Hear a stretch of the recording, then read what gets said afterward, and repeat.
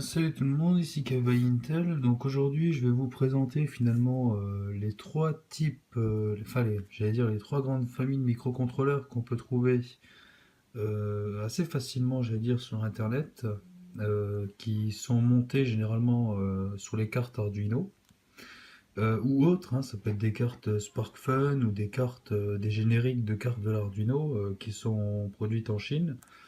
Mais voilà. Donc on a bien évidemment le plus connu, hein, la Temega 328 PU, qui est le plus connu et le plus facilement programmable quand on veut le programmer tout seul. D'ailleurs, je l'utilise dans mes tutoriels et dans pas mal de mes montages. On retrouve finalement ce même modèle, l'AT328 PU finalement, mais celui-ci monté en surface, ça, s'il est tout petit. C'est vraiment une mini puce, quoi. C'est à côté de son, j'allais dire, de son frère, de son cousin. Il est vraiment, vraiment, vraiment très très petit. Vous voyez la taille là, c'est vraiment très petit. Et sinon, j'ai ici un autre microcontrôleur qui lui est généralement monté en surface sur les cartes de type Arduino Mega ou d'autres types génériques de cartes. Ça peut être des cartes SparkFun, pareil, ou des cartes que vous trouvez à 6-7 euros, j'allais dire en Chine. Donc c'est un Atem Mega 2560, si vous voulez savoir, voilà.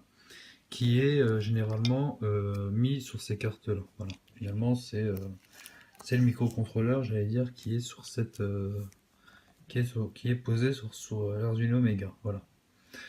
Donc voilà, c'était juste pour faire une petite présentation. Après, j'ai pas de carte parce que bon, j'utilise pas de générique de carte, mais j'ai pas ça, vous trouverez ça sur internet, mais j'ai pas la carte, j'allais dire, qui embarque ce type de microcontrôleur. Tout simplement parce que bon, j'en vois pas l'utilité de l'avoir. J'ai déjà, j'allais dire, pas mal de cartes, et puis bon, et puis c'est pas facile à programmer, j'allais dire, ce genre de microcontrôleur. Hein.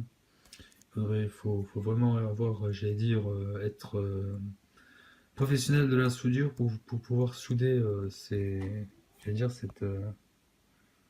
cette mini puce, voilà, comparé à celle-ci qui est qu'on peut facilement souder, j'allais dire, sur une carte. Que là, il faut vraiment, j'allais dire, avoir un microscope et puis voilà. Et puis arriver à programmer, quoi. Mais c'est exactement le même microcontrôleur, exactement la même mémoire, ROM, la flash c'est la même, elle embarque une horloge interne de 8 MHz, idem pour la plus grosse aussi.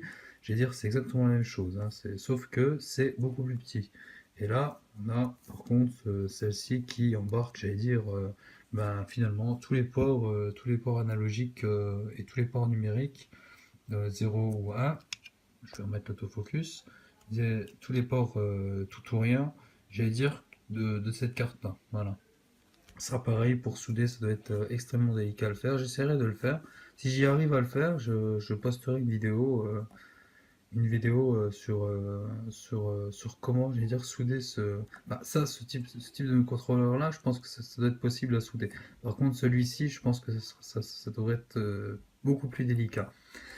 Voilà, voilà, donc c'était juste une petite présentation comme ça des trois microcontrôleurs qu'on retrouve assez partout sur les cartes Arduino, sur les cartes SparkFun ou sur d'autres cartes génériques.